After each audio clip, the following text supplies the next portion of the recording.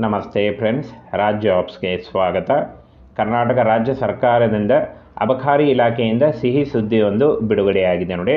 ಅಬಕಾರಿ ಇಲಾಖೆಯಲ್ಲಿ SSLC PUC degree ಆದಂಥ ಅಭ್ಯರ್ಥಿಗಳನ್ನು ಅರ್ಜಿಗಳನ್ನು ಸಲ್ಲಿಸಬಹುದಾಗಿರುತ್ತೆ. ಹಾಗೆ ವಯೋಮಿತಿ ಕನಿಷ್ಠ 18ರಿಂದ 30 ವರ್ಷದ ಒಳಗಿನವರು ಅಂತ ಹೇಳಿದ್ದಾರೆ. ವಯೋಮಿತಿ ಸಡಿಲಿಕೆ ಕೂಡ ಇರುತ್ತೆ. OBC ಅಭ್ಯರ್ಥಿಗಳಿಗೆ 3 ವರ್ಷ ಮತ್ತು SC/ST ಅಭ್ಯರ್ಥಿಗಳಿಗೆ 5 ವರ್ಷಗಳ ವಯೋಮಿತಿ ಸಡಿಲಿಕೆ ಕೂಡ ಇರುತ್ತೆ. ಹಾಗೇನ ಅಬಕಾರಿ ಉದ್ಯೋಗಗಳಿಗೆ ಬೋತ್ ಮೇಲ್ ಆ್ಯಂಡ್ ಫಿಮೇಲ್, ಪುರುಷ ಮತ್ತು ಮಹಿಳಾ ಅಭ್ಯರ್ಥಿಗಳು ಇಬ್ಬರು ಅರ್ಜಿಗಳನ್ನು ಸಲ್ಲಿಸಬಹುದು. ಕರ್ನಾಟಕ ರಾಜ್ಯ ಸರ್ಕಾರಿ ಉದ್ಯೋಗಗಳ ಹಾಗೆ ಕಾಯಂ ಉದ್ಯೋಗಗಳಾಗಿರ್ತವೆ. ಈ ಒಂದು ಹುದ್ದೆಗಳು ಸಂಪೂರ್ಣವಾಗಿ ಕಾಯಂ ಉದ್ಯೋಗಗಳಾಗಿರ್ತವೆ. ಹಾಗೆ SLC PUC ಮತ್ತು ಡಿಗ್ರಿ ಆದವರಿಗೆ ಅಬಕಾರಿ ಇಲಾಖೆಯಲ್ಲಿ ಉದ್ಯೋಗಾವಕಾಶ ಇರುತ್ತೆ. ಇನ್ನು ಸಂಬಳ 30,000ದಿಂದ 60,000ವರೆಗೆ ಪರ್ ಮಂತ್ ಸ್ಯಾಲ್ರಿ ಆಗಿರುತ್ತೆ. ಇದು ಜಾಸ್ತಿ ಕೂಡ ಆಗ್ತಾ ಹೋಗುತ್ತೆ. ಇನ್ನು ಫ್ರೆಂಡ್ಸ್, ವೇತನ ಶ್ರೇಣಿಯನ್ನು ಆಲ್ರೆಡಿ ತಿಳಿಸಿದ್ದೀನಿ. ಹಾಗೆ ಇನ್ನು ಇಲ್ಲಿ ನೋಡಿ, ಸಭೆಯಲ್ಲಿ ಶಿಕ್ಷಕರ ಕ್ಷೇತ್ರದಿಂದ ನಾರಾಯಣಸ್ವಾಮಿ ಅವರು ಅಬಕಾರಿ ಇಲಾಖೆಯಲ್ಲಿ ನೇಮಕಾತಿ ಮಾಡಿಕೊಳ್ಳುವುದರ ಬಗ್ಗೆ ಕೇಳಲಾದ ಪ್ರಶ್ನೆಗೆ ಅಬಕಾರಿ ಸಚಿವರು ಉತ್ತರಿಸಿದ್ದಾರೆ. ಅನುಬಂಧ 1ರಲ್ಲಿ ಖಾಲಿ ಇರತಕ್ಕಂಥ ಹುದ್ದೆಗಳ ಸಂಖ್ಯೆ, ಈಗಾಗಲೇ ಕಾರ್ಯನಿರ್ವಹಿಸುತ್ತಿರುವ ಸಿಬ್ಬಂದಿಗಳ ಹಾಗೆ ವೇತನದ ಬಗ್ಗೆ ಕೂಡ ಮಾಹಿತಿಯನ್ನು ನೀಡಲಾಗಿದೆ ಅಂತ ಹೇಳಿದ್ದಾರೆ. ಫ್ರೆಂಡ್ಸ್, ಇಲ್ಲಿ ನೋಡಿ, ಖಾಲಿ ಇರತಕ್ಕಂಥ ಉದ್ಯೋಗಗಳು ಗ್ರೂಪ್ ಎಯಲ್ಲಿ 60 ಹುದ್ದೆಗಳಿದ್ದರೆ ಗ್ರೂಪ್ ಬಿಯಲ್ಲಿ 8 ಹುದ್ದೆಗಳಿದ್ದಾವೆ. ಹಾಗೆ ಗ್ರೂಪ್ ಸಿಯಲ್ಲಿ 1633 ಖಾಲಿ ಉದ್ಯೋಗಗಳಿದ್ದಾವೆ ನೋಡಿ. ಈ ಒಂದು ಖಾಲಿ ಉದ್ಯೋಗಗಳಿಗೆ ನೇಮಕಾತಿ ಆಗುತ್ತೆ ಅಂತ ಹೇಳಿದ್ದಾರೆ. ಹಾಗೆ ಇನ್ನು ಗ್ರೂಪ್ ಡಿಯಲ್ಲಿ ಬರ್ತಕ್ಕಂಥ ಚಾಲಕರ ಹುದ್ದೆಗೆ ಹಿರಿಯ ವಾಹನ ಚಾಲಕರು 14 ಹುದ್ದೆಗಳು, ಅಬಕಾರಿ ಕಾನ್ಸ್ಟೇಬಲ್ 573 ಹುದ್ದೆಗಳು, ಹಾಗೆ ಮುಖ್ಯ ಪೇದೆ 165 ಹುದ್ದೆಗಳು, ಬೆರಳಚ್ಚುಗಾರ 46 ಹುದ್ದೆಗಳಿದ್ದರೆ ದ್ವಿತೀಯ ದರ್ಜೆ ಸಹಾಯಕರು 137 ಹುದ್ದೆಗಳು, ಶೀಘ್ರ ಲಿಪಿಗಾರರು 34 ಹುದ್ದೆಗಳು, ಹಾಗೆ ಪ್ರಥಮ ದರ್ಜೆ ಸಹಾಯಕರು 136 ಹುದ್ದೆಗಳು ಖಾಲಿ ಇದೆ. ಹಾಗೆ ಅಬಕಾರಿ ಉಪನಿರೀಕ್ಷಕರು 353 ಹುದ್ದೆಗಳು, ಹಾಗೆ ಅಬಕಾರಿ ನಿರೀಕ್ಷಕರು 60 ಹುದ್ದೆಗಳು, ಲ್ಯಾಬ್ ಸಹಾಯಕ 2 ಹುದ್ದೆಗಳು ಖಾಲಿ ಇದೆ.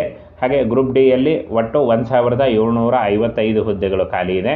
ಈ ಹುದ್ದೆಗಳಿಗೆ ಅರ್ಜಿ ಸಲ್ಲಿಸಿದ ಅಭ್ಯರ್ಥಿಗಳನ್ನು ನೇರ ನೇಮಕಾತಿ ಮೂಲಕ ಆಯ್ಕೆಯನ್ನು ಮಾಡಿಕೊಳ್ಳಲಾಗುತ್ತೆ. ಯಾವುದೇ ರೀತಿಯ ಲಿಖಿತ ಪರೀಕ್ಷೆ ಆಗಲಿ, ಯಾವುದೇ ರೀತಿಯ ಒಂದು ಅರ್ಜಿ ಶುಲ್ಕ ಆಗಲಿ ಇರಲ್ಲ ಅಂತ ಹೇಳಿದ್ದಾರೆ.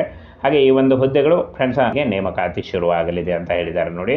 ಫ್ರೆಂಡ್ಸ್, ಇದಿಷ್ಟು ಒಂದು ಅಬಕಾರಿ ಇಲಾಖೆಯಲ್ಲಿ ಖಾಲಿ ಇರತಕ್ಕಂಥ ಹುದ್ದೆಗಳ ನೇಮಕಾತಿಯ ಒಂದು ಇನ್ಫಾರ್ಮೇಷನ್ ಆಗಿತ್ತು ನೋಡಿ. ಏನು ಕೆಲವೇ ದಿನಗಳಲ್ಲಿ ಈ ಒಂದು ನೇಮಕಾತಿಗೆ ಅರ್ಜಿಗಳನ್ನು ಕರೆಯಲಾಗುತ್ತೆ ನೋಡಿ. ನೋಟಿಫಿಕೇಶನ್ ಕೂಡ ಬಿಡುಗಡೆ ಮಾಡಲಾಗುತ್ತೆ.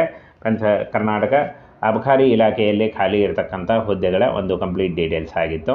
ಕರ್ನಾಟಕ ರಾಜ್ಯ ಸರ್ಕಾರದಿಂದ ಅಬಕಾರಿ ಇಲಾಖೆಯಿಂದ ಸಿಹಿ ಸುದ್ದಿಯೊಂದು ಬಿಡುಗಡೆಯಾಗಿದೆ ನೋಡಿ. ಅಬಕಾರಿ ಇಲಾಖೆಯಲ್ಲಿ SSLC PUC ಡಿಗ್ರಿ ಆದಂಥ ಅಭ್ಯರ್ಥಿಗಳನ್ನು ಅರ್ಜಿಗಳನ್ನು ಸಲ್ಲಿಸಬಹುದಾಗಿರುತ್ತೆ. ಹಾಗೆ ವಯೋಮಿತಿ ಕನಿಷ್ಠ 18ರಿಂದ 30 ವರ್ಷದ ಒಳಗಿನವರು ಅಂತ ಹೇಳಿದ್ದಾರೆ. ವಯೋಮಿತಿ ಸಡಿಲಿಕೆ ಕೂಡ ಇರುತ್ತೆ. OBC ಅಭ್ಯರ್ಥಿಗಳಿಗೆ 3 ವರ್ಷ ಮತ್ತು SC/ST ಅಭ್ಯರ್ಥಿಗಳಿಗೆ 5 ವರ್ಷಗಳ ವಯೋಮಿತಿ ಸಡಿಲಿಕೆ ಕೂಡ ಇರುತ್ತೆ. ಹಾಗೆ ಇನ್ನು ಅಬಕಾರಿ ಉದ್ಯೋಗಗಳಿಗೆ ಬೋತ್ ಮೇಲ್ ಆ್ಯಂಡ್ ಫಿಮೇಲ್, ಪುರುಷ ಮತ್ತು ಮಹಿಳಾ ಅಭ್ಯರ್ಥಿಗಳು ಇಬ್ಬರು ಅರ್ಜಿಗಳನ್ನು ಸಲ್ಲಿಸಬಹುದು. ಕರ್ನಾಟಕ ರಾಜ್ಯ ಸರ್ಕಾರಿ ಉದ್ಯೋಗಗಳ ಹಾಗೆ ಕಾಯಂ ಉದ್ಯೋಗಗಳಾಗಿರ್ತವೆ. ಈ ಒಂದು ಹುದ್ದೆಗಳು ಸಂಪೂರ್ಣವಾಗಿ ಕಾಯಂ ಉದ್ಯೋಗಗಳಾಗಿರ್ತವೆ. ಹಾಗೆ SLC PUC ಮತ್ತು ಡಿಗ್ರಿ ಆದವರಿಗೆ ಅಬಕಾರಿ ಇಲಾಖೆಯಲ್ಲಿ ಉದ್ಯೋಗಾವಕಾಶ ಇರುತ್ತೆ. ಇನ್ನು ಸಂಬಳ 30,000ದಿಂದ 60,000ವರೆಗೆ ಪರ್ ಮಂತ್ ಸ್ಯಾಲ್ರಿ ಆಗಿರುತ್ತೆ. ಇದು ಜಾಸ್ತಿ ಕೂಡ ಆಗ್ತಾ ಹೋಗುತ್ತೆ. ಇನ್ನು ಫ್ರೆಂಡ್ಸ್, ವೇತನ ಶ್ರೇಣಿಯನ್ನು ಆಲ್ರೆಡಿ ತಿಳಿಸಿದ್ದೀನಿ. ಹಾಗೆ ಇನ್ನು ಇಲ್ಲಿ ನೋಡಿ, ಸಭೆಯಲ್ಲಿ ಶಿಕ್ಷಕರ ಕ್ಷೇತ್ರದಿಂದ ನಾರಾಯಣಸ್ವಾಮಿ ಅವರು ಅಬಕಾರಿ ಇಲಾಖೆಯಲ್ಲಿ ನೇಮಕಾತಿ ಮಾಡಿಕೊಳ್ಳುವುದರ ಬಗ್ಗೆ ಕೇಳಲಾದ ಪ್ರಶ್ನೆಗೆ ಅಬಕಾರಿ ಸಚಿವರು ಉತ್ತರಿಸಿದ್ದಾರೆ. ಅನುಬಂಧ 1ರಲ್ಲಿ ಖಾಲಿ ಇರತಕ್ಕಂಥ ಹುದ್ದೆಗಳ ಸಂಖ್ಯೆ, ಈಗಾಗಲೇ ಕಾರ್ಯನಿರ್ವಹಿಸುತ್ತಿರುವ ಸಿಬ್ಬಂದಿಗಳ ಹಾಗೆ ವೇತನದ ಬಗ್ಗೆ ಕೂಡ ಮಾಹಿತಿಯನ್ನು ನೀಡಲಾಗಿದೆ ಅಂತ ಹೇಳಿದ್ದಾರೆ. ಫ್ರೆಂಡ್ಸ್, ಇಲ್ಲಿ ನೋಡಿ, ಖಾಲಿ ಇರತಕ್ಕಂಥ ಉದ್ಯೋಗಗಳು ಗ್ರೂಪ್ ಎಯಲ್ಲಿ 60 ಹುದ್ದೆಗಳಿದ್ದರೆ ಗ್ರೂಪ್ ಬಿಯಲ್ಲಿ 8 ಹುದ್ದೆಗಳಿದ್ದಾವೆ. ಹಾಗೆ ಗ್ರೂಪ್ ಸಿಯಲ್ಲಿ 1633 ಖಾಲಿ ಉದ್ಯೋಗಗಳಿದ್ದಾವೆ ನೋಡಿ. ಈ ಒಂದು ಖಾಲಿ ಉದ್ಯೋಗಗಳಿಗೆ ನೇಮಕಾತಿ ಆಗುತ್ತೆ ಅಂತ ಹೇಳಿದ್ದಾರೆ. ಹಾಗೆ ಇನ್ನು ಗ್ರೂಪ್ ಡಿಯಲ್ಲಿ ಬರ್ತಕ್ಕಂಥ ಚಾಲಕರ ಹುದ್ದೆಗೆ ಹಿರಿಯ ವಾಹನ ಚಾಲಕರು 14 ಹುದ್ದೆಗಳು, ಅಬಕಾರಿ ಕಾನ್ಸ್ಟೇಬಲ್ 573 ಹುದ್ದೆಗಳು, ಹಾಗೆ ಮುಖ್ಯ ಪೇದೆ 165 ಹುದ್ದೆಗಳು, ಬೆರಳಚ್ಚುಗಾರ 46 ಹುದ್ದೆಗಳಿದ್ದರೆ ದ್ವಿತೀಯ ದರ್ಜೆ ಸಹಾಯಕರು 137 ಹುದ್ದೆಗಳು, ಶೀಘ್ರ ಲಿಪಿಗಾರರು 34 ಹುದ್ದೆಗಳು, ಹಾಗೆ ಪ್ರಥಮ ದರ್ಜೆ ಸಹಾಯಕರು 136 ಹುದ್ದೆಗಳು ಖಾಲಿ ಇದೆ. ಹಾಗೆ ಅಬಕಾರಿ ಉಪನಿರೀಕ್ಷಕರು 353 ಹುದ್ದೆಗಳು, ಹಾಗೆ ಅಬಕಾರಿ ನಿರೀಕ್ಷಕರು 60 ಹುದ್ದೆಗಳು, ಲ್ಯಾಬ್ ಸಹಾಯಕ 2 ಹುದ್ದೆಗಳು ಖಾಲಿ ಇದೆ. ಹಾಗೆ ಗ್ರೂಪ್ ಡಿಯಲ್ಲಿ ಒಟ್ಟು 1755 ಹುದ್ದೆಗಳು ಖಾಲಿ ಇದೆ. ಈ ಹುದ್ದೆಗಳಿಗೆ ಅರ್ಜಿ ಸಲ್ಲಿಸಿದ ಅಭ್ಯರ್ಥಿಗಳನ್ನು ನೇರ ನೇಮಕಾತಿ ಮೂಲಕ ಆಯ್ಕೆಯನ್ನು ಮಾಡಿಕೊಳ್ಳಲಾಗುತ್ತೆ.